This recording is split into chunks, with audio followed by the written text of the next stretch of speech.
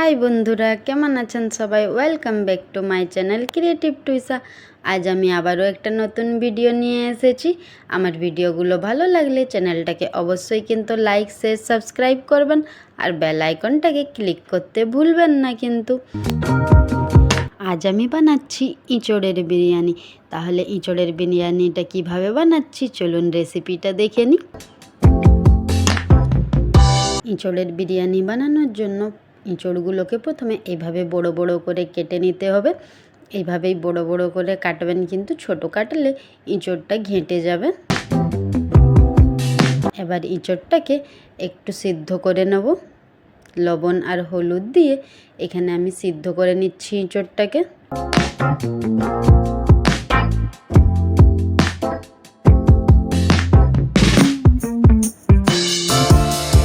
ইঁচড়টা সিদ্ধ হোক ততক্ষণ এখানে রাইসের জন্য জলটা বসিয়ে দিয়েছি।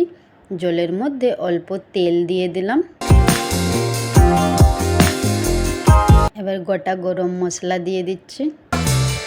জলটা গরম হয়ে গেলে চালটা জলের মধ্যে দিয়ে দেব।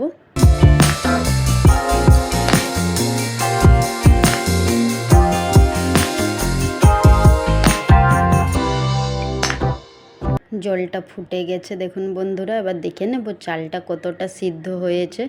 চালটা কিন্তু বেশি সিদ্ধ করা যাবে না। এই দেখুন চালটা সিদ্ধ হয়ে গেছে। এবার ছেঁকে নেব।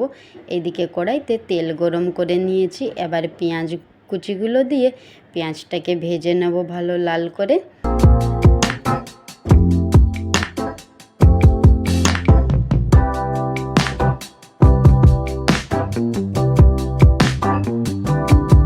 এই দেখুন পেঁয়াজটা ভাজা হয়ে গেছে। এবার পেঁয়াজটাকে তুলে নিতে হবে।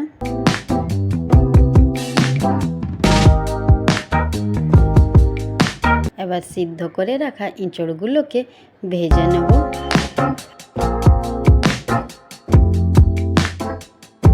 এই দেখুন বন্ধুরা, ইঁচড়টাকে আমি ভালো করে ভেজে নিয়েছি।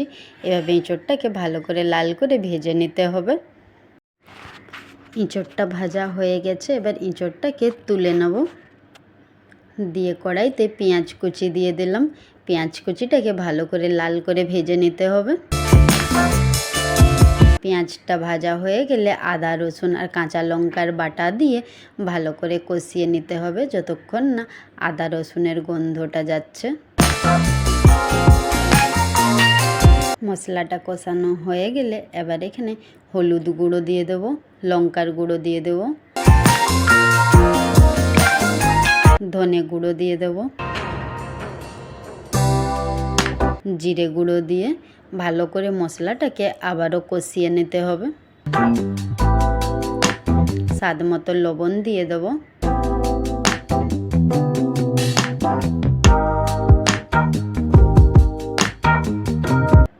অল্প একটু জল দিয়ে মশলাটাকে কষিয়ে নেব যতক্ষণ না মশলাটার থেকে তেল ছাড়ছে।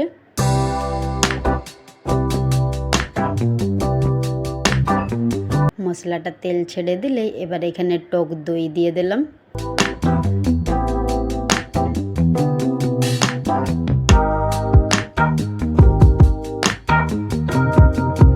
দিয়ে মশলাটাকে ভালো করে ভেজে নিয়েই বিরিয়ানি মশলা দিয়ে দেবো।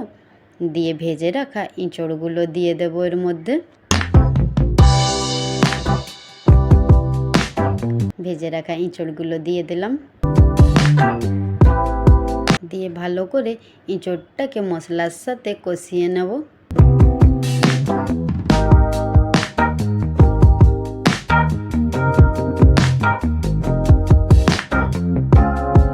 অল্প একটু জল দিয়ে দিলাম। দিয়ে 5 মিনিট মতো ফুটিয়ে নেব। তাহলেই তৈরি হয়ে যাবে বিরিয়ানির জন্য ইঁচড়টা।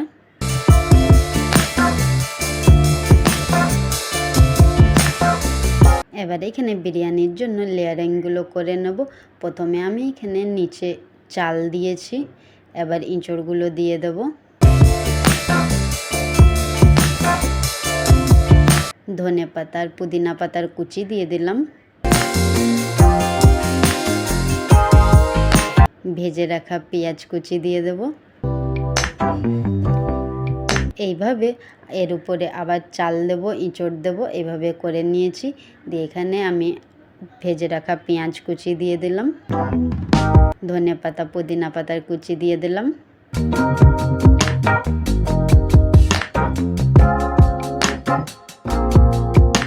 বিরিয়ানি মশলা দিয়ে দিলাম,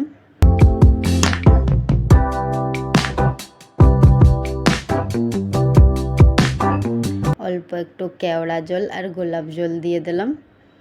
দিয়ে এবার বিরিয়ানিটাকে 10 মিনিটের জন্য দম লাগিয়ে দেবো। এই দেখুন বন্ধুরা, 10 মিনিট পর বিরিয়ানিটা তৈরি হয়ে গেছে। ইঁচড়ের বিরিয়ানি একদম ঝরঝরে। ভিডিওটা আপনাদেরকে কেমন লাগলো অবশ্যই আমাকে কমেন্ট করে জানাবেন। আজকের জন্য তাহলে এতটাই। কাল আবার আরও একটা নতুন ভিডিওতে দেখা হবে। টাটা।